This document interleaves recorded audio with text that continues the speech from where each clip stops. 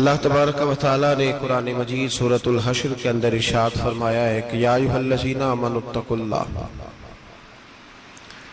اے ایمان والو اللہ سے ڈرو، وَلْتَنْظُرْ نَفْسٌ مَا قَدَّمَتْ لِغَدٍ، ہر آدمی یہ سوچ لے کہ اس نے اپنے آگے کیا بھیجا ہوا ہے، جو اس نے آخرت کے لیے جمع کرایا ہے وہ کیا ہے، یہ غور کر لے وہ۔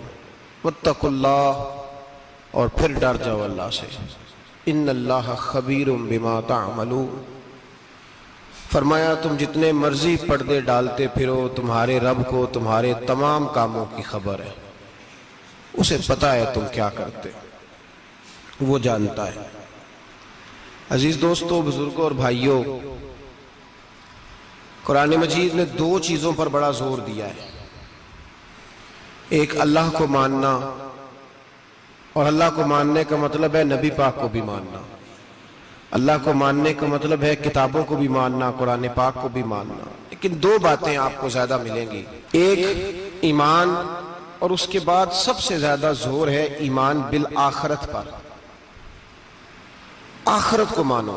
وَمِنَ النَّاسِ مَن يَقُولُ آمَنَّا بِاللَّهِ وَبِالْيَوْمِ الْآخِرِ وَمَا هُمْ بِمُؤْمِنِينَ، اللہ فرماتے ہیں کچھ لوگوں کا دعویٰ ہے کہ ہم اللہ اور آخرت پر ایمان رکھتے ہیں، حالانکہ وہ ایمان نہیں رکھتے، دعویٰ کرتے ہیں، نفاق کا مظاہرہ کرتے ہیں، منافقت کرتے ہیں۔ جو اللہ کو ماننے والا ہوتا ہے اس کا رنگ اور ہوتا ہے، جس کو پتہ ہوتا ہے قیامت کے دن اللہ کے حضور کھڑے ہونا ہے، اس کے اعمال یہ نہیں مانتے، کہتے ہیں ہم مانتے ہیں، پر مانتے، دعویٰ ہے کہ ہم مانتے ہیں آخرت کو بھی اور اللہ کو بھی، پر نہیں مانتے۔ قیامت قائم ہونا ضروری ہے، اگر وقوع قیامت نہ ہو تو ظالم کی تو موجیں لگ گئیں، جابر تو موج کرے گا، فاسق اور فاجر تو کہیں گے دنیا میں بھی ہم اپنے اقتدار کے زور پر جیتے رہے، آج بھی ہمیں پوچھنے والا کوئی نہیں۔ عقلاً نقلاً قیامت کا قائم ہونا ضروری ہے، قیامت قائم ہوگی تو مظلوم کو اس کے ظلم پر داد رسی کی جائے گی اور ظالم کو سزا ملے گی۔ ایک آدمی ساری زندگی دنیا کے اندر لوٹ مار کرتا رہا، دھوکہ فریب فراڈ کرتا رہا، اس کی راتیں شراب و کباب میں گزر گئیں، وہ مرے اور بات ختم ہو گئی، ٹھیک ہے موج کر کے چلا گیا۔ ایک آدمی ساری زندگی اس نے اللہ تبارک و تعالیٰ کی رضا کے لیے اپنی نظر کی حفاظت کی، زبان کی حفاظت کی، یہاں تک کہ دل کی بھی حفاظت کی، وہ بھی مرے تو معاملہ ختم ہو گیا۔ اس طرح تو پھر سرکش کا کچھ بنے گا ہی نہیں، نظام زندگی ساری اس کی سوچ ختم ہو کے رہ جائے گی اگر قیامت قائم نہیں ہوتی۔ قیامت کا قائم ہونا حق ہے، اس لیے قرآن مجید نے ایک جگہ پہ نہیں 20 جگہ پہ یہ بیان فرمایا ہے کہ قیامت ضرور قائم ہوگی، قیامت، اور وہ قائم ہو کر اپنے سارے لوازمات سمیت قائم ہوگی۔ میرے نبی پاک صلی اللہ علیہ وسلم نے فرمایا مظلوم کو حق ملے گا، ظالم کو سزا ملے گی۔ جابر اس دن اللہ کی بارگاہ میں رسوا کیے جائیں گے، جن پر جبر کرتے رہے انہیں اللہ کے حضور سے عطا کیا جائے گا۔ قیامت کا وقوع ہونا ضروری ہے، اور قیامت تو جب قائم ہوگی تب ہوگی، دنیا میں بھی ایسا ہوتا ہے، ظلم کا انجام ٹھیک نہیں ہوتا، جبر کا انجام، جھوٹ کی زندگی لمبی نہیں ہوتی، دھوکے فریب فراڈ ملمہ سازی، ان چیزوں کی عمریں اللہ نے تھوڑی رکھی ہیں۔ وقتی طور پر ظالم کو، دھوکے باز کو، جابر کو جو مہلت ملتی ہے وہ سمجھتا ہے میری سیاست کام کر رہی ہے، وہ سمجھتا ہے میں بڑا دانا ہوں، بڑا چالاک ہوں، دیکھ لو اتنے ظلم کے، جبر کے، دھوکے کے باوجود بنا ہوا ہوں، حالانکہ اللہ کی طرف سے اسے مہلت ملتی ہے اور بڑا ہی مہربان ہے۔ مہلت اس طرح دیتا ہے کہ میرے نبی پاک علیہ السلام نے فرمایا جب میرا مسلمان نیکی کرتا ہے تو اللہ فرشتوں سے فرماتا ہے 70 گنا بڑھا کے لکھ لو اس کی نیکی، 70 گنا، اور جب گناہ کرتا ہے تو اللہ فرماتا ہے ٹھہر جاؤ ابھی لکھنا نہ، اسے ٹائم دو۔ یا اللہ کتنا؟ فرمایا 24 گھنٹے تو دو، ہو سکتا ہے توبہ کر لے، یہ اس کی مہربانی ہے۔ اب وہ جو اللہ نے مہلت دی ہے نا کہ شاید توبہ کر لے، لوگ سمجھتے ہیں میری چالاکی کی وجہ سے نظام سیٹ چل رہا ہے، میں بڑا تیز ہوں، 2 4 5 باتیں بولتا ہوں سب صحیح ہو جاتا ہے۔ لوگ اس کو اپنی دانائی سمجھ لیتے ہیں، حالانکہ وہ اللہ کی طرف سے۔ فرعون نے کئی 100 سال حکومت کی اور اس طرح اس نے ظلم کیے کہ لاکھوں اور ہزاروں بچے قتل ہی کرا دیے۔ 12,000 عورتوں کے پیٹ میں حمل تھا، اس نے ضائع کرا دیا۔ جب حضرت موسیٰ علیہ السلام اپنی قوم کو لے کے نکلے، رستے میں دریا آ گیا، فرعون پیچھے لگا ہوا تھا۔ وَإِذْ فَرَقْنَا بِكُمُ الْبَحْرَ فَأَنْجَيْنَاكُمْ، اللہ فرماتے ہیں تمہارے لیے میں نے دریا کو پھاڑا اور تمہیں نجات دے دی۔ وَأَغْرَقْنَا آلَ فِرْعَوْنَ، اور فرعون کو غرق کر دیا۔ وَأَنْتُمْ تَنْظُرُونَ، تم کھڑے دیکھ رہے تھے۔ اب جب حضرت موسیٰ دریا کے کنارے پہنچے تو فرعون بھی پیچھے آیا۔ فرعون لوگوں سے کہا کرتا تھا کہ میں کہتا ہوں تو دریا چلتا ہے، میں کہتا ہوں تو ہوائیں آتی ہیں، میرے حکم کے پابند ہیں سارے۔ جاگ رہے ہیں نا آپ حضرات، غور فرمائیے گا بات پر۔ دعویٰ تھا اس کا کہ میں کہتا ہوں تو نظام زندگی چلتا ہے۔ اب جب دریا کے کنارے پہنچی حضرت موسیٰ علیہ السلام تو اللہ نے حکم دیا کہ آپ عصا ماریں۔ جناب موسیٰ نے عصا مارا، 12 رستے بن گئے۔ اب حضرت موسیٰ کی قوم گزر رہی تھی تو فرعون سے پوچھنے لگے کہ تو کہتا تھا میرے حکم سے چلتا ہے، تو وہ تو حضرت موسیٰ نے ڈنڈا مارا ہے تو رستہ بن گیا ہے۔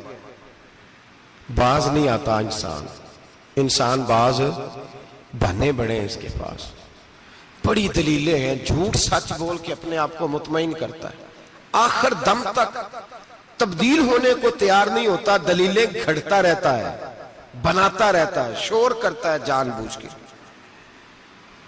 بھئی تو کہتا تھا میرے چلانے سے چلتا ہے، تو باز ابھی بھی نہیں آیا۔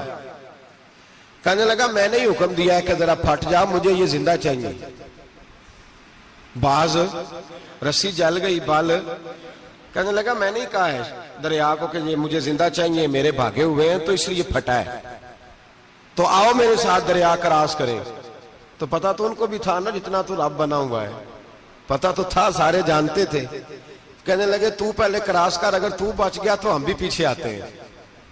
اب چاروں ناچار۔ ایک روایت تو یہ ہے کہ یہ جب خدائی کا دعویٰ کرتا تھا نا، تخت پہ بیٹھا ہوتا تھا، تو ایک دن حضرت جبریل آئے اس کے پاس انسانی شکل میں، تو کہنے لگے میں بڑی دور سے آیا ہوں تو ایک مسئلہ پوچھنا تھا۔ کہا پوچھو۔ کہنے لگے ایک غلام تھا کسی بادشاہ کا، تو بادشاہ نے اسے تھوڑی دیر کے لیے ایک علاقے کی سربراہی دے دی۔ کتنی دیر کے لیے ہمیں سربراہیاں ملتی ہیں؟ کیوں جی؟ تھوڑی دیر کے لیے ملتی ہے نا، تھوڑی دیر کے لیے سربراہی دے دی ایک غلام کو۔ ذرا بات کو سمجھیے، حضرت جبریل پوچھتے ہیں، کہتے ہیں سربراہی مل گئی۔ اب وہ مالک ہی بن کے بیٹھ گیا ہے، وہ بات ہی نہیں سنتا، اس کو تھوڑی دیر کے لیے بنایا تھا، وہ تو خدائی کا دعویٰ کرنے لگا ہے۔ آپ بتائیں اس کا انجام کیا ہونا چاہیے؟ یہ مسئلہ پوچھنے آیا ہوں۔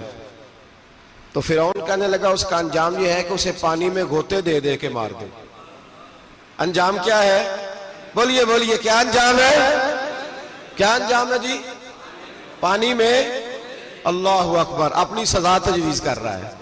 اس کی سزا کہ اسے پانی میں گوتے دے دے کے مارو ظالم کو۔ اسے تھوڑی دیر کے لیے بنایا تھا اور وہ چھائی گیا ہے، قبضہ ہی کر گیا ہے۔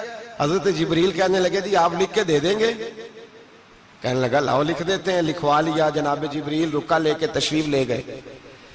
اب جب فرعون دریا میں آیا نا تو اللہ نے حکم دیا مل جا۔ جب دریا ملا چیخنے لگا تو حضرت جبریل آئے، کہنے لگے تیرا ہی فتویٰ ہے، یہ تیری سزا ہی ہے نا، ہم بھی بڑی سزائیں تجویز کرتے ہیں، یہ جھوٹا ہے جی، اس کا تو فلانا علاج ہونا چاہیے، تو اگر تو جھوٹ بولے تو یہ فلانا بڑا جاور ہے جی، اس کے ساتھ اس طرح ہونا چاہیے، تو اگر تو یہ کام کرے تو جو سزا تو لوگوں کے لیے تجویز کر رہا ہے تو اپنے بارے میں بھی سوچ۔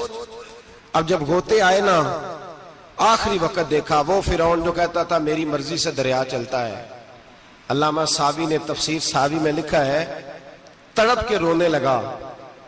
جب یہ مزاج ہے، ایک دفعہ اوپر آتا ہے آدمی جب دریا میں جاتا ہے، اوپر آیا تو چیخنے او میرے حواریو خدا کا واسطہ مجھے بچاؤ۔ کہنے لگے تو کہتا تھا میری مرضی سے چلتا ہے، بے بسی ہے، تڑپتا ہے، روتا ہے، وارث شاہ مان کری نہ وارثاں دا، رب بے وارثہ کر کے مار دائی، تڑپ رہا ہے، چلا رہا ہے، کوئی مدد کو نہیں پہنچتا. اب جب آخری غوطہ آیا تو کہنے لگا آمنا میں رب موسیٰ و ہارون، میں موسیٰ کے رب کو بھی مان گیا، ہارون کے رب کو بھی. اللہ نے فرمایا نہیں، اب تیرا ماننا قابل قبول ہے. اس وقت ماننا تھا جب تجھے مہلت دی تھی، جب تو جوان تھا. بڑھاپا آتا ہے، بیماری آتی ہے، جوان آدمی بیماری کا شکار ہوتا ہے تو کہتا ہے یا اللہ ایک دفعہ صحیح کر دے، میں ساری پڑھا کروں گا. ایک دفعہ ٹھیک کر دے، میں مسجد میں رہوں گا، میں اگلے سال اعتکاف بھی کروں گا، میں ساری تراویحیں پڑھوں گا. تو اس وقت پڑھنی تھی جب تجھے مہلت دی تھی. اس وقت پڑھنا تھا جب اللہ نے تجھے آسانی دی، زندگی دی. اگلا وقت یہ حال ایک کا نہیں ہوا. نمرود کو دیکھ لیں، حضرت ابراہیم علیہ السلام کو کہتا تھا میں رب ہوں. آپ نے فرمایا رب تو وہ ہے جو زندہ کرتا اور مارتا ہے. ایک موت کا قیدی بلایا، کہنے لگا ہاں بھائی کتنے دن رہ گئے تھے پھانسی میں؟ کہنے لگا جی پرسوں ہونی تھی. کہا جا تجھے آزاد کیا، لو میں بھی زندگی دیتا ہوں. ایک بے گناہ آدمی کو پکڑ کے قتل کر دیا، کہتا میں بھی مارتا ہوں. حضرت ابراہیم علیہ السلام کہنے لگے تو بیوقوفوں جیسی دلیلیں دے رہا ہے. چل اس طرح کر، میرا رب سورج مشرق سے نکالتا ہے، تو اگر رب ہے تو مغرب سے نکال کے دکھا. اب دلیل کا جواب کوئی نہیں تھا تو کہنے لگا پکڑو اور آگ میں ڈال دو. اللہ کے نبی کو آگ میں ڈالنے والا. یہاں ایک مچھر بیٹھا ہے، 400 سال حکومت کی اور خدائی کا دعویٰ کیا. یہاں مچھر بیٹھا تھا، چھینک آئی تو مچھر اندر چلا گیا. پہلے دربار کا ادب یہ تھا کہ جو آئے سجدہ کرے. اب اس کے سر پہ کوئی چیز مارتا تھا تو اسے سکون ہوتا تھا. مچھر تھوڑی دیر کے لیے اس کا دماغ چھوڑتا تھا. او بھائی یہ اس دھرتی پہ اللہ نے لوگوں کو نظارے دکھائے اور ہمیں سمجھانے کے لیے دکھائے. ہمیں تفکر کی، غور کی دعوت دی کہ دیکھ لینا، اپنے عمل کو پرکھنا. تمہارے عمل حضرت موسیٰ کے فرما برداروں جیسے ہیں، جناب ابراہیم کے فرما برداروں جیسے ہیں، یا بن کے بیٹھ گئے ہو؟ اب دربار کا ادب یہ ہے، بے بسی کا یہ حال ہے کہ جوتے لٹکتے ہیں دربار میں. جو آتا ہے جوتا کھینچتا ہے. اور ادب یہ ہے کہ 10 جوتے نمرود کے سر پہ مارو. اور 400 سال جوتے لگتے رہے. روتا تھا، جو آدمی آتا تھا منتیں کرتا تھا، کہتا تھا کہیں سے کوئی دوائی مل جائے گی. پاگلوں جیسی زندگی گزاری، پاگلوں جیسی سخت. وہ تو حساب، وقوع قیامت تو حساب ہوگا ہی. یہاں لوگ پاگل ہو کے مرتے ہیں، معاذ اللہ، نفسیاتی مریض ہو کے مرتے ہیں. یہاں آخری وقت اتنا سخت آتا ہے کہ دنیا موت کی دعائیں مانگتی ہے. میرے بھائی جب انسان ظلم کرتا ہے تو بھول جاتا ہے کہ شاید مجھے پوچھے گا کوئی نہیں. جب وہ زیادتی کرتا ہے تو بھول جاتا ہے. جب وہ کسی کا حق کھاتا ہے تو وہ کہتا ہے شاید اس کا تو وارث ہی کوئی نہیں جس کو میں لوٹ رہا ہوں. لیکن جب اللہ کی پکڑ آتی ہے، حجاج بن یوسف ظالم تھا، اس نے اچھے کام بھی کیے تھے. قرآن پاک پر زیر زبریں آراب حجاج بن یوسف نے لگوایا. محمد بن قاسم کو ہندوستان سندھ کے علاقے فتح کرنے بھی حجاج بن یوسف نے بھیجا تھا. ساری خوبیاں اپنی جگہ پر، ظالم بہت بڑا تھا. کسی آدمی نے اس کے سامنے کونے کی طرف منہ کر کے ساتھ والے سے بات کر لی تو کہنے لگا میرے خلاف کیا، اس کو لے جاؤ، 2 ٹکڑے کر کے واپس لے آؤ. توتی بولتا ہے نا اقتدار. جب کسی کے ہاتھ اقتدار ہوتا ہے نا، وہ چاہے ایک گھر کا ہی کیوں نہ ہو، وہ 10 بندے فیکٹری میں کام کرتے ہیں اور جو ان کا مالک ہوتا ہے وہ کہتا میں مالک ہوں، مجھے مانو. جب تو صاحب اقتدار ہوتا ہے نا، جب تو سسر بن کے بیٹھتا ہے اور کسی غریب گھر کی بہو آتی ہے 2-4 تو کہتا میرا اقتدار ہونا چاہیے. جب میں کھانسنے لگوں تو ہر آدمی کے ہاتھ میں ٹشو پیپر ہونا چاہیے. جب میں بولنے لگوں تو بندھے ہوئے ہاتھوں سے ہر آدمی جی کرتا ہوا کھڑا ہونا چاہیے. جس آدمی کا، اور یہ کام بہو بھی کرتی ہے کئی دفعہ، وہ بھی کہتی ہے کہ تمہیں پتہ نہیں میں کتنا لمبا چوڑا جہیز لے کے آئی ہوں. جب میں سونے کے لیے اپنے بیڈ روم میں جاؤں تو خبردار بوڑھے بابے کو اجازت نہیں کہ وہ کھانسے. اماں کو چاہیے کہ اگر اس کو بڑی سخت پیاس بھی لگی ہے تو میرے سوتے باورچی خانے میں برتن نہ کھٹکھٹائے. جو جہاں بھی جس اسٹیج پہ بھی بیٹھتا ہے وہ کہتا ہے کوئی نہیں مجھے پوچھنے والا، میں مطلق العنان ہوں. جوان بوڑھوں کا مذاق اڑاتے ہیں، سمجھتے ہیں شاید کبھی بوڑھے نہیں ہونا، مذاق اڑاتے ہیں. تندرست لوگ بیماروں کا مذاق اڑاتے ہیں، شاید کبھی بیمار نہیں ہونا. حجاج بن یوسف ظالم تھا، ظلم کرتا تھا، زیادتی کرتا تھا. حضرت سعید بن جبیر ایک تابعی بزرگ تھے، اتنے بڑے بزرگ تھے کہ ساری رات نماز پڑھتے تھے، سارا سال روزہ رکھتے تھے. ایک دن انہوں نے منبر پہ بیٹھ کے کہا کہ حجاج ظلم سے باز آ جائے ورنہ اللہ کی لاٹھی بڑی بے آواز ہے. اللہ کی لاٹھی، اس کا کیا مطلب ہوتا ہے؟ اس کا مطلب ہے جب رب کی لاٹھی چلتی ہے تو اس کی آواز، جی اس کا پہلے کوئی پیغام، وہ پہلے اعلان نہیں کرتا کہ تگڑے ہو جاؤ لاٹھی چلنے لگی ہے. لاٹھی چلتی ہے پر اس کی آواز، سمجھ آ رہی ہے میری بات کی؟ جمعۃ الوداع کے لیے تشریف لانے والے احباب خاص غور فرمائیے گا. حجاج بن یوسف کو پتا چلا کہ حضرت سعید بن جبیر نے میرے خلاف بات کی، بلا لیا. کہنے لگا تو نے میرے خلاف بات کی ہے؟ فرمانے لگے کی ہے. کہنے لگا تجھے پتا ہے میں قتل کر دوں گا؟ آپ فرمانے لگے نہ تو زندگی کا مالک ہے نہ موت کا مالک ہے، تو کیسے قتل کر؟ کہنے لگا تجھے پتا ہے میرا؟ فرمایا میں نے تجھے نہیں، میں نے تو کئی شداد، کئی حماد، کئی قارون، کئی فرعون، کئی نمرود دیکھے، کئیوں کی داستانیں سنی. تو کون ہے؟ تو تو چھوٹا سا ہے. ایک جملہ ہے مولانا جلال الدین رومی کا، بڑے درویش تھے، ایک بات کہہ گئے.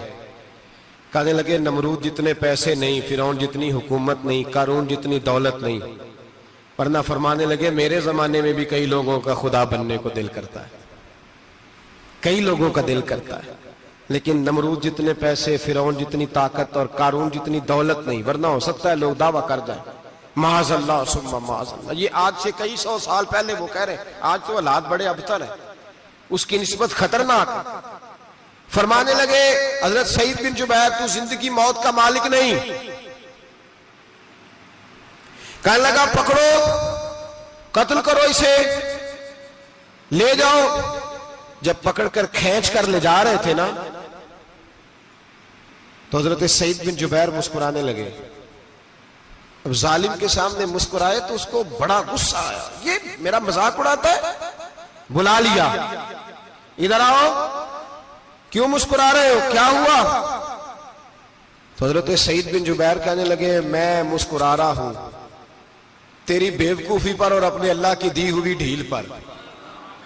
میں مسکرا رہا ہوں کہ یا اللہ کیا بات ہے، کیا تیرا شان ہے، کیسے لوگوں کو ڈھیل دی ہوئی ہے. میں مسکرا رہا ہوں تیری بیوقوفی پر کہ تو سمجھتا ہے شاید مجھے پوچھنے والا کوئی نہیں. کہنے لگا اس کو باہر نہ لے جاؤ، میرے سامنے قتل کرو. ٹھیک ہے جی. قتل کرنے لگے تو حضرت سعید بن جبیر نے منہ کعبے کی جانب کر لیا. انی وجہت وجہی للذی فطر السماوات والارض حنیفا وما انا من المشرکین. جب آپ نے یہ آیتیں پڑھی نا کہ میں نے منہ کر لیا ہے اپنے رب کی جانب، کرو مجھے قتل. کہنے لگا نہیں نہیں، اس کا منہ پھیرو، کعبے کی طرف ہو کے قتل نہ ہو. ہے ظالم پر پاگل ہو گیا ہے. حضرت سعید بن جبیر کے حوصلے نے شکست دے دی، ناکام ہو گیا، مخبوط الحواس ہو. کہنے لگا اس کا منہ پھیر دو. جب کعبے سے پھیرا تو آپ فرمانے لگے للہ المشرق والمغرب فانما تولى فثم وجه اللہ. اللہ فرماتا ہے تو مشرق اور مغرب سارا ہی اللہ کا ہے، جدھر بھی منہ کرو گے ادھر اللہ ہی اللہ ہے، جدھر بھی منہ کرو گے ادھر اللہ ہی اللہ ہے چاروں جانب. پھیر دے جدھر منہ پھیرنا ہے، تو نے پھیر دیا منہ. حضرت سعید بن جبیر کے گلے پہ خنجر رکھا تو آپ نے ہاتھ اٹھائے، کہنے لگے اے اللہ میرے بعد اسے کسی اور پر مسلط نہ کرنا، میرے بعد کسی اور پر مسلط نہ، بس میں آخری ہوں. جب آپ ذبح ہوئے تو اتنا خون نکلا کہ لوگ کہتے ہیں جتنا اونٹ کے وجود سے نکلتا ہے. تر ہو گیا سارا اس کا دربار. ایک سمجھدار آدمی کو بلا کے کہنے لگا اتنا خون میں نے بڑے بندے قتل کرائے ہیں پر اتنا خون نہیں نکلا. تو وہ کہنے لگے لوگ مر جاتے، مرتے وقت ڈر جاتے ہیں، سہم جاتے ہیں، خون سکڑ جاتا ہے. لگتا ہے یہ شخص جب دنیا سے گیا ہے تو ڈٹ کے گیا ہے، یہ ڈٹ کے گیا ہے دنیا سے. حجاج بن یوسف رات کو سویا تو تڑپ کے اٹھا. کیا ہوا؟ گھر والے کہنے لگے کیا ہوا؟ کہنے لگے سعید بن جبیر خواب میں آیا اور کہتے ہیں اٹھ مجھے بتا تو نے مجھے کیوں قتل کیا، بتا کیوں مارا. اگلی رات پھر سویا تو وہی خواب، پھر سویا تو وہی خواب. گناہ نفسیاتی مریض بنا دیتا ہے، ظلم تجھے مخبوط الحواس کر دیتا ہے. جب تو زیادتی کرتا ہے تو اللہ فرماتے ہیں کہ تو اللہ کو بھولتا ہے، اللہ تجھے اپنا آپ بھلا دیتا ہے. پھر تو بھول جاتا ہے، پھر تو سیدھے رستے پہ چلتا ہے پر بھٹک جاتا ہے، پھر تو صحیح رستوں کا تعین کر کے بھی گمراہ ہوتا ہے. پھر تو روز وہی گاڑی چلاتا ہے، پر اب جب تو بریک لگاتا ہے تو نہیں لگتی۔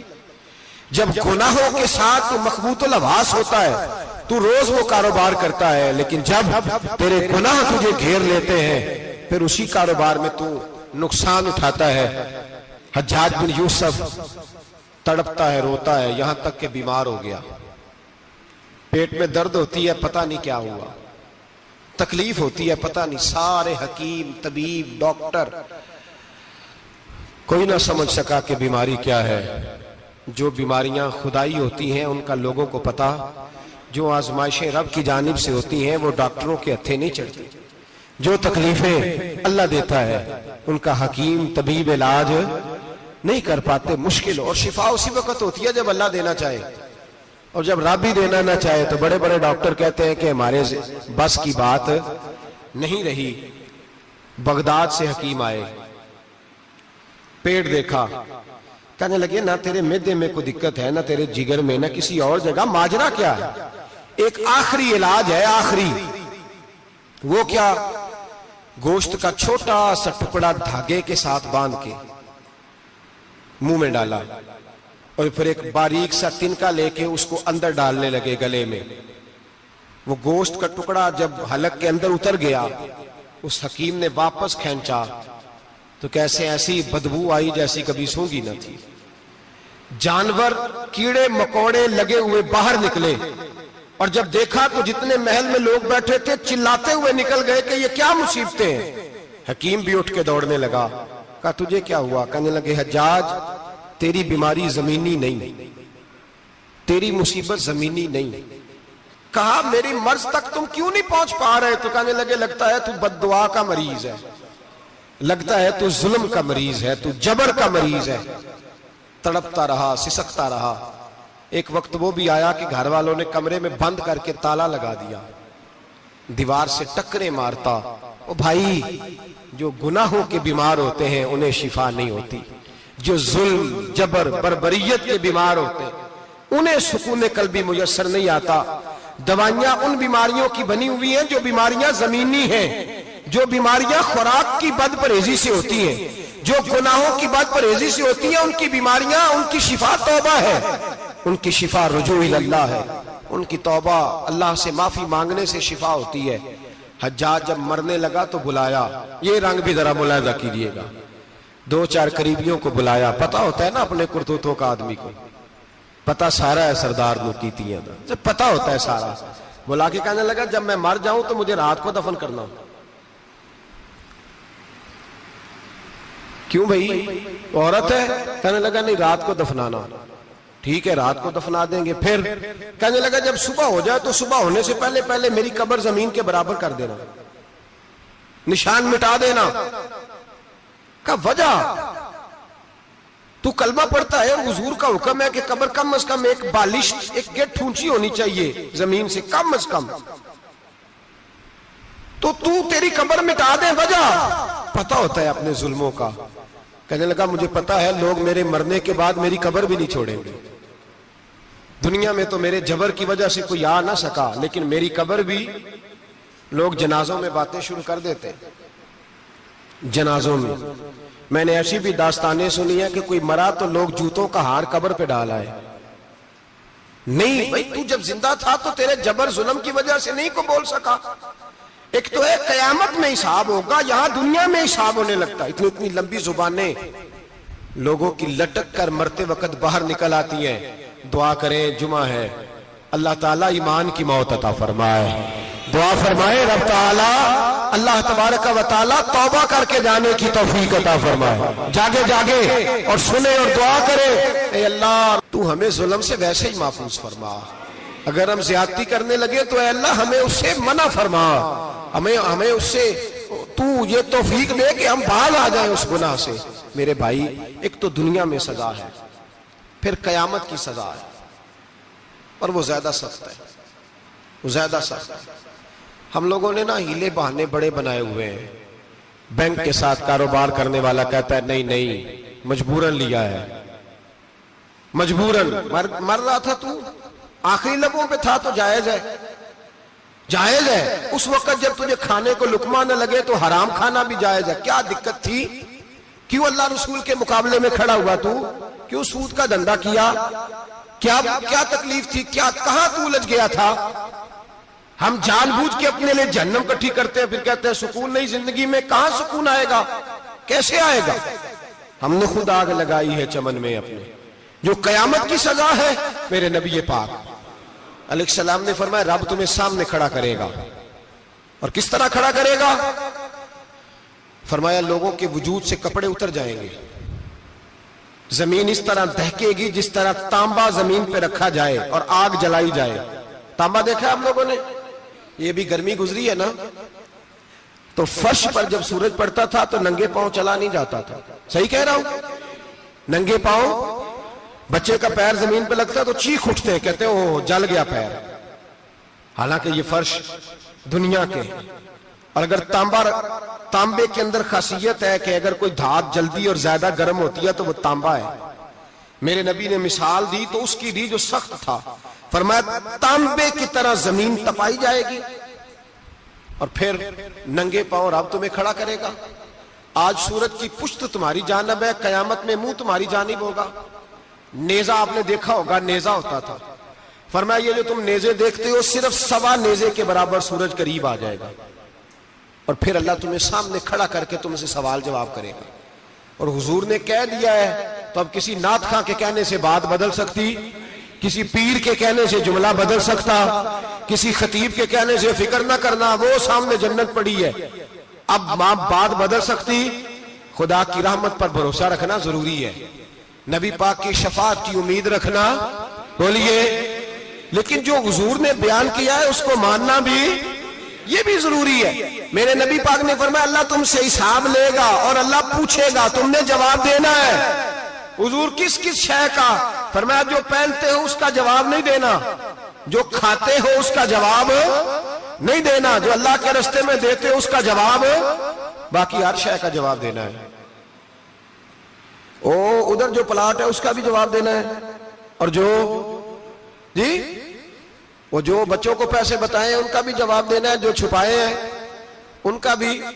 ثم لتسألن یومئذ عن النعیم، جو کمیٹی اپنے محلے میں ڈالی ہے اس کا بھی جواب دینا ہے، جو سسرال کے علاقے میں ابا جی سے چوری ڈالی ہوئی ہے اس کا جواب بھی، سب کا جواب دینا ہے، تمام حساب کتاب۔ اور اللہ فرماتے ہیں میں سامنے کھڑا کر کے ہر سوال کا تجھے ہر سوال کا جواب صاحب۔ اچھا یہ جو بڑے لوگ تھے وہ حساب سے ڈرتے تھے، ہم چھوٹے لوگ ہیں ہم حساب سے ہم نہیں ڈرتے، ہم کہتے ہیں دیکھی جائے گی۔ بڑے لوگ جو تھے وہ حساب سے، حضرت ابو بکر صدیق دعا کرایا کرتے تھے، دعا کرو اللہ مجھ سے حساب نہ پوچھے۔ حضرت عمر فاروق رضی اللہ تعالیٰ عنہ اپنے بیٹے سے کہتے تھے بیٹا اپنے باپ کے لیے رحمت کی دعا کرنا، میں درگزر والا ہوں، میں حساب والا کوئی نہیں۔ بڑے لوگ ڈرتے تھے، بڑے لوگ۔ حضرت عثمان غنی قبر پہ کھڑے ہوتے تھے تو داڑھی آنسوؤں سے بھیگ جاتی۔ غلام کہتے ہیں حضور 3 دفعہ نبی پاک نے آپ کو جنت کی بشارت دی ہے، 3 دفعہ بشارت دی ہے، تو آپ کیوں اتنا روتے ہیں؟ عثمان غنی فرماتے جس رسول نے مجھے جنتی کہا ہے اسی محبوب نے مجھے فرمایا تھا عثمان قبر آخرت کی منزلوں میں سے پہلی منزل ہے۔ اور آپ فرماتے میرے تو کمرے میں دیا گل ہو جائے تو مجھے ڈر لگتا ہے، اس میں تو مکمل اندھیرا ہے۔ آپ فرماتے کھڑکیاں بند ہو تو دم گھٹنے لگتا ہے، اس کو تو دروازہ ہی کوئی نہیں، روشن دان تک نہیں۔ بھائی جو بڑے تھے وہ ڈر رہے تھے۔ مولا علی شیر خدا نماز کا وضو کر کے کانپتے تھے، کانپتے۔ علی آپ مرحب کے سامنے نہیں کانپے، خیبر کا دروازہ اکھاڑتے نہیں کانپے، بدر، احد، خندق، حنین اور خیبر میں نہیں کانپے، تو یہاں آپ فرمانے لگے مالک کے سامنے جاتے ہوئے ڈر آتا ہے۔ بڑے لوگ کانپتے تھے، بڑے لوگ۔ آج کون سا جمعہ ہے؟ سارے بولیے۔ حالانکہ یہ اگلے سال دوبارہ آئے گا، ہمارا نہیں پتا کہ ہم ودا ہو جائیں کہ کیا بنے۔ یہ کون سا جمعہ ہے؟ آیا جمعۃ الوداع، آئے ہم پڑھیں۔ آج ایک فکر لے کر کے جانا، ایک سوچ، جہاں روز رات کو بیٹے کی ٹینشن، بیٹی کی ٹینشن، بھائی کی ٹینشن، پوتے کی ٹینشن ہوتی ہے نا، ایک ٹینشن اور اپنے آج ایک ٹینشن بڑھا لو، قبر کی ٹینشن پیدا کر لو، قیامت کی تھوڑی سی فکر کر لو، تھوڑی سی، ایک لمحے کے لیے صحیح تھوڑا خیال پیدا کرے۔ حضرت حسن بصری نام سنا ہوا ہے نا؟ یہ حضرت علی کے شاگرد ہیں، نبی پاک کے گھر میں آ جاتے تھے کئی دفعہ، بچے تھے جب۔ حضرت حسن بصری تابعی ہیں، فرماتے ہیں خانہ کعبہ میں عمرہ کرنے گیا، طواف کعبہ کر رہا تھا تو بڑا عجیب منظر ہوا، رات کی تنہائی ہوئی۔ اس وقت کئی دفعہ طواف بند بھی ہوتا تھا، اس لیے کہ رش کم ہوتا تھا تو رات کو سب سو جاتے۔ کہتے رات ذرا گہری ہوئی تو لوگ اپنا اپنا خیمہ لے کے جاتے تھے، اب تو ہوٹل ہے نا تو خیمے لگتے تھے، لوگ خیمہ لے کے جاتے تھے، جہاں جگہ ملتی تھی خیمہ لگا کے رہتے تھے۔ فرماتے میں رات کو سویا خیمے میں، ایک دردناک آواز آئی، میٹھی ہے دھیمی ہے پر درد بڑا ہے۔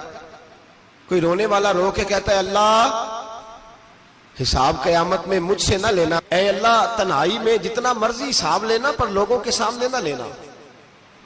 اور پھر کہتا ہے اللہ فضل تو تب کرے جب تو میرا حساب پوچھے ہی نہ۔ پھر چند منٹ گزرے تو پھر وہ رونے لگا، میرے کانوں میں آواز آئی، کہنے لگا اے اللہ حساب تو ان کا لیا جاتا ہے جو حساب کے قابل ہوتے ہیں۔ اعلیٰ حضرت کہتے ہیں نا رضا سے تو کیا حساب لے گا، رضا بھی کسی حساب میں ہے۔ اے اللہ میں قابل نہیں، مجھ سے حساب نہ لینا۔ کہتے تھوڑی دیر گزری تو پھر وہ رونے لگا، پھر ذرا سانس سنبھلے تو پھر کہنے لگا اے اللہ میں تو لوگوں کو کوئی بندہ حساب پوچھ لے تو نہیں دے سکتا، میں تجھے کیسے حساب دوں گا۔ پھر تڑپنے لگا۔ کہتے تھوڑی دیر گزری تو پھر ایک لفظ انہوں نے کہے رونے والے نے، کہنے لگے اللہ دیکھ تیرے محبوب کا فرمان ہے جو معافی مانگے تو اسے معاف کر دیا کرتا ہے۔ اے اللہ میں معافی مانگنے آیا ہوں اور مسجد نہیں آیا، میں کعبۃ اللہ ہی آ گیا ہوں۔ کہتے ہیں وہ اتنا روئے کہ چیخ آئی ان کی، اور جب دھڑام سے کوئی زمین پہ گرا تو میں پریشان ہوا کہ اب تو بے ہوش ہو گیا۔ فرماتے ہیں میں زور سے اٹھا فٹافٹ اور اس شخص کی طرف بڑھا، میرے دل میں خیال ہے کوئی گناہگار ہے بیچارہ، تو چلو میں بھی دعا کرتا ہوں، اس کو کہتا ہوں بیٹے فکر نہ کر اللہ تیری مدد کرے گا۔ فرماتے میں گیا اس نیت کے ساتھ کہ میں کہوں گا چلو اٹھو تم بھی دعا کرو میں بھی کرتا ہوں، اللہ ہم سے حساب نہ پوچھے۔ کہتے میں گیا تو وہ شخصیت بے ہوش پڑی تھی، کالے سیاہ بال ان کے چہرے پہ بکھرے ہوئے تھے۔ کہتے لوگوں جب میں نے زلفیں ہٹائیں چہرے سے تو میرا وجود کانپنے لگا آسمان ٹوٹ پڑے گا، زمین پھٹ جائے گی، ستارے بکھر جائیں گے، آج بہ جائیں گے سمندر۔ فرماتے میری چیخیں نکل گئی، یہ کوئی گناہگار تو نہیں، یہ تو حضرت فاطمہ کے پوتے امام زین العابدین ہے، یہ تو امام حسین کا وہ بیٹا ہے جو کربلا میں تنہا بچے تھے۔ فرماتے میں امام کا چہرہ دیکھا تو بھاگ کے آیا اور میں نے اپنی داڑھی ان کے پیروں کے ساتھ مس کی اور میں نے کہا حضور اٹھئے۔ امام اٹھے تو میں نے کہا شہزادے تیرے تو اشارے سے اللہ کئی گناہگاروں کو بخشے گا، تیری تو دعا سے اللہ بخشے گا، یہ کیا کر رہے ہو؟ تو امام زین العابدین کہنے لگے حسن بصری ادھر آ یار، ادھر آؤ بزرگو، میرے دادا کے پاس رہنے والے ہو، میں نے نا آج ہی سنا ہے کہ اس کا عذاب بڑا سخت ہے، آؤ میرے لیے دعا کرو، اللہ پاک مجھ سے حساب نہ پوچھے۔ کہا حضور نہ کریں۔ اب فرمانے لگے تجھے نہیں پتا کچھ چیزیں ایسی ہیں کہ رب نے اگر حساب پوچھا تو میں واقعی جواب نہیں دے پاؤں گا، چل کر میرے لیے دعا۔ کہتے میں نے ہاتھ باندھے حضور میں نہیں کرتا، اٹھا کہہ۔ فرماتے میں نے ہاتھ اٹھائے، میں نے کہا اے اللہ تیرے رسول کا شہزادہ ہے، یہ تیرے رسول کا شہزادہ ہے، یہ کہہ رہا ہے تو فضل کر۔ وہ بھائی جو بڑے تھے وہ تو تڑپتے تھے، سسکتے تھے۔ ابو علی ہیتی کہتے خانہ کعبہ میں پتھر پہ سر رگڑ رگڑ کے کوئی بوڑھا کہہ رہا تھا اے اللہ اول تو حساب نہ لینا، اور اگر لینا تو مجھے اندھا کر کے اٹھانا، میں تیرے نیک بندوں کے سامنے شرمندہ نہیں۔ اقبال رو پڑے، اقبال کچھ لوگوں نے لکھا ہے یہ آخری ربائی ہے ڈاکٹر اقبال کی، آخری، اس کے بعد شاید اس نے کلام نے کچھ سیرت نگاروں کا خیال ہے۔ اقبال مدینے کی طرف منہ کر کے کہنے لگے تو غنی از ہر دو عالم من فقیر، اللہ تو غنی ہے میں تو فقیر ہوں، روز محشر عذر ہائے من پذیر، اے اللہ اول تو میرا کوئی عذر قبول کر لینا محشر کے دن، اور اگر نہ کرنا ہوا اگر تمہیں بینم حسابم نا گزیر، اگر ضرور ہی میرا حساب لینا ہے اے اللہ اگر تو نے ضرور لینا ہے اے اللہ اگر ضرور ہی لینا حساب، اول تو میرا عذر مان لینا، میری کمزوری پہ رحم کرنا، اے اللہ میرے بڑھاپے پر میری کمزوری پر رحم کرنا، اگر ضرور حساب لینا ہے از نگاہ مصطفیٰ پنہا بغیر، تو اے اللہ ذرا حضور کی نگاہوں سے اوجھل کر کے لینا۔ اے اللہ مجھے شرم آئے گی، میرے مصطفیٰ کریم فرمائیں گے میں تو تجھے ہر بات سمجھا کے آیا، ایک جگہ تیری رہنمائی کر کے آیا، تو کیسے عمل کما، ذرا اوجھل کر کے از نگاہ مصطفیٰ پنہا بغیر، ذرا حضور کی آنکھوں سے اوجھل کر کے سائیڈ پہ کر کے لینا، میں برداشت نہیں کر پاؤں گا۔ حضرت ابو علی ایتی کہتے ہیں بابے نے سر رکھا ہوا ہے اور کہتے ہیں اللہ مجھے اندھا کر کے اٹھانا، فرماتے ہیں میں گیا، میں نے کہا چلو میں دعا کرتا ہوں جا کے، فرماتے ہیں جب میں نے جا کے بزرگوں کی کمر پہ ہاتھ رکھا، ان کا چہرہ دیکھا تو یہ کوئی گناہگار تو نہیں، یہ تو بغداد کے پیر عبد القادر جیلانی ہے، یہ تو محبوب سبحانی غوث سمدانی ہے، یہ تو وہ شخص ہے جو قدم لگائے تو اللہ ولایت عطا کرتا ہے۔ جو بڑے تھے وہ ڈر رہے تھے، معین الملت والدین، عطائے رسول، ہند الولی، غریب نواز حضرت خواجہ معین الدین اجمیری رحمت اللہ علیہ، خواجہ قطب الدین بختیار کاکی کو تنہائی میں بلا کے کہنے لگے معین الدین سید زادہ ہے، معین الدین حضور کے خاندان میں پیدا ہوا ہے، معین الدین سے اس کے پیر کو بڑی امیدیں تھیں، معین الدین کو رسول پاک نے ہندوستان بھیجا تھا، پر قطب الدین یار معین الدین تبلیغ کا حق نہیں ادا کر سکا۔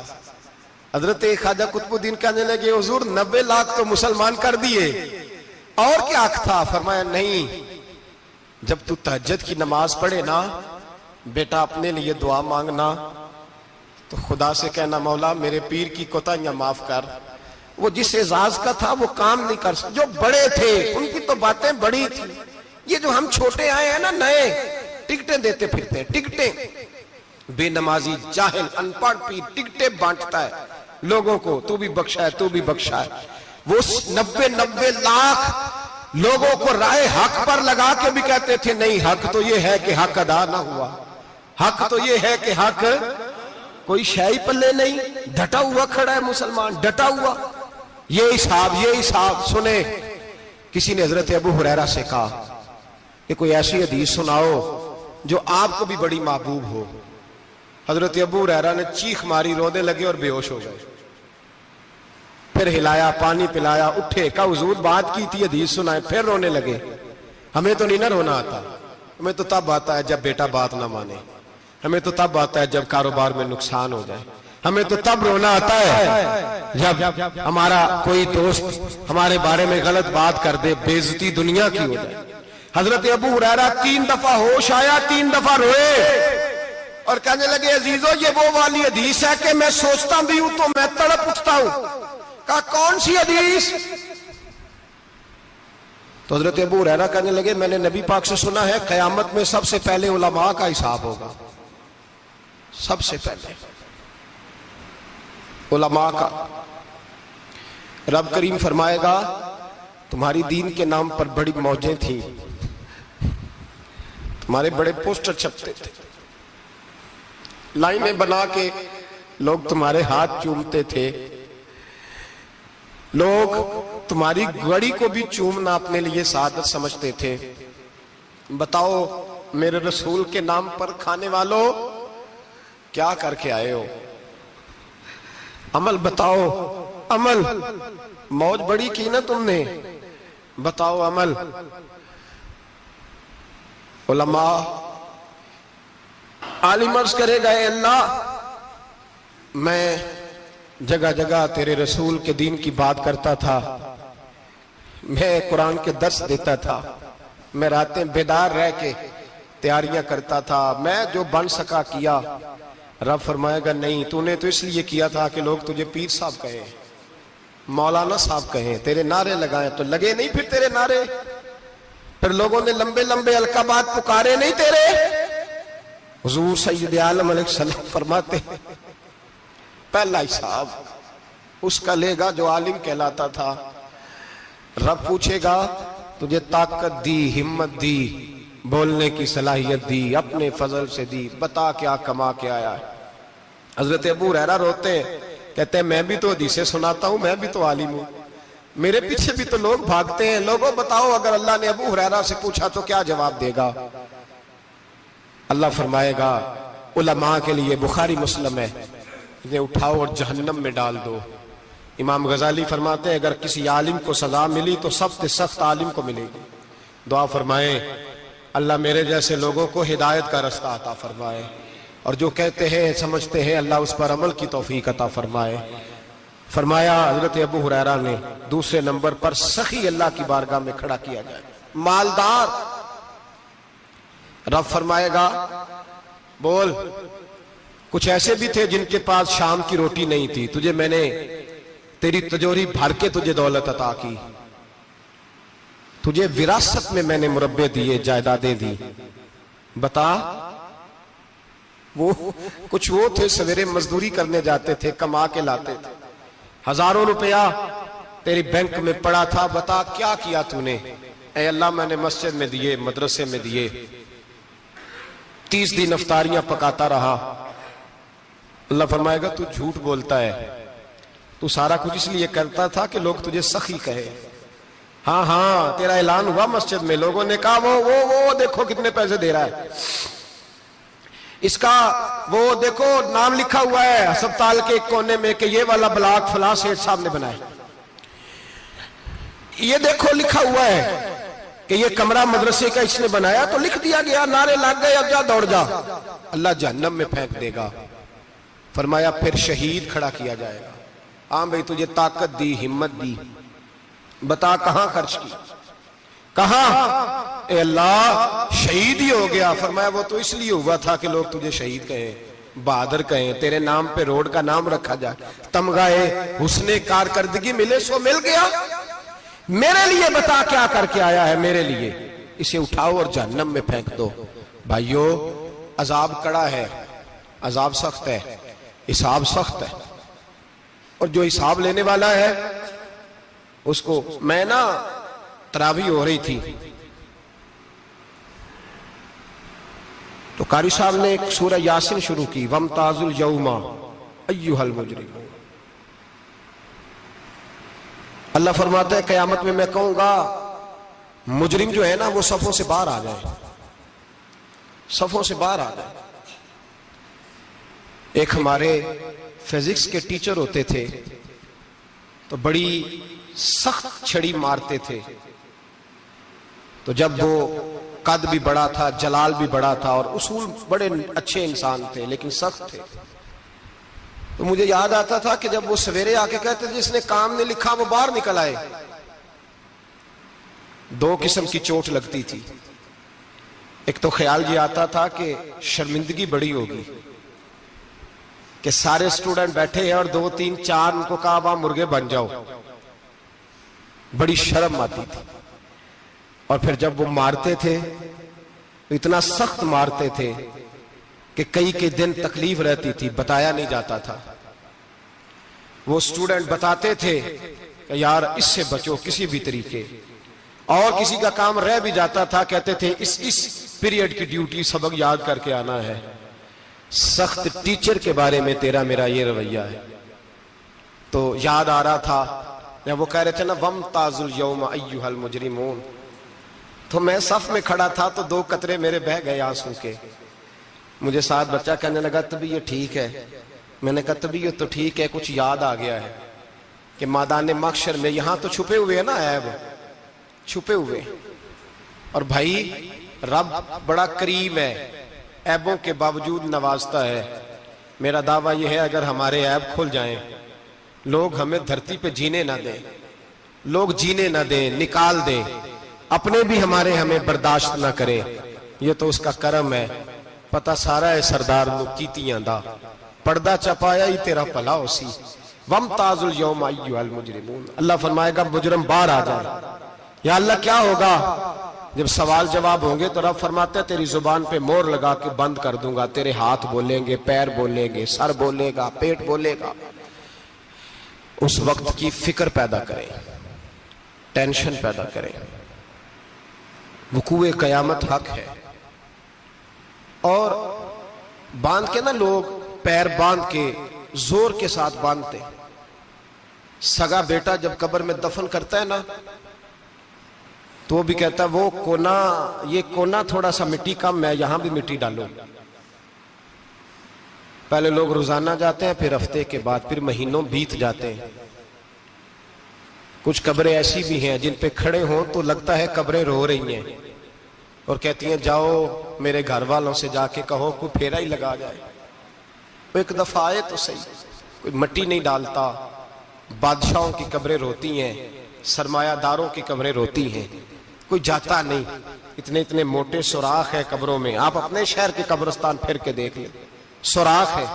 او بھائی، حضرت مولا علی شیر خدا قبرستان گئے تو پہلے رونے لگے، پھر کہنے لگے قبروں والوں کیا حال ہے تمہارا؟ تو آپ فرماتے ہیں مردہ مجھے اندر سے بول کے کہنے لگا علی کفن پھٹ گیا، ہڈیاں ٹوٹ گئی، مال تو دے آئے تھے وارثوں کو پر حساب ہمیں دینا پڑ رہا ہے، تو بتا پیچھے کیا حالات ہیں؟ تو حضرت علی کہنے لگے تمہاری بیویوں نے اور نکاح کر لیے، تمہارے دوستوں نے نئے دوست بنا لیے، تمہاری اولادوں نے تمہارے بغیر جینا سیکھ لیا، تمہاری جائیدادیں بٹ گئیں، تمہارا پیسہ تقسیم ہو گیا. پہلے تو کوئی تمہارا نام لیتا تھا، اب تو تمہارا ذکر ختم ہو گیا ہے. اب تو ایک دو نسل تک تمہارا ذکر تھا، اب تو تمہیں یاد ہی کوئی نہیں کرتا. کہتے ہیں لوگ یہاں کوئی رہا کرتا تھا، یہاں کوئی ہوا کرتا تھا، اب تو تم قصہ پارینہ، قصہ ماضی ہو گئے. حساب کا وقت قریب ہے، قریب آ گیا وقت. اللہ فرماتے ہیں اقترب للناس حسابهم وهم فی غفلۃ معرضون. فرمایا حساب کا وقت قریب آ گیا ہے تو ابھی بھی غافل ہے. جمعۃ الوداع ایک پریشانی لگانے کا ارادہ تھا، بڑی پریشانیاں پالی ہیں، ایک پریشانی اور پال لو. جس کو یہ پریشانی لگ جائے اس کے عمل سمرنے لگ جاتا ہے. یہ پریشانی پال لو کہ اگر مجھے حساب دینا پڑے. حضرت عمر کا فرمان، آپ فرمایا کرتے تھے اپنا حساب خود کر لو قبل اس کے کہ اللہ تمہارا حساب کرے. خود کر لو اپنا حساب، خود کھاتے ٹھیک کر کے رکھو، چیک کر کے رکھو. میری دعا ہے اللہ پاک ہمیں ان میں شامل کرے جن کو وہ معاف کرنے والا ہے. آمین تو کہہ دے. اللہ تبارک و تعالی ہمیں ان لوگوں میں شامل کرے جنہیں اللہ بغیر حساب جنت عطا کرنے والا. فکر پیدا کرے، سوچ پیدا کرے. اللہ تبارک و تعالیٰ کو راضی کرنے کے ایام ہے اور اس کی رضا کی طرف توجہ کریں سارے حضرات. اللہ تبارک و تعالیٰ آپ کو سعادت مندیاں اور برکتیں عطا فرمائے. آخر دعوانا الحمدللہ.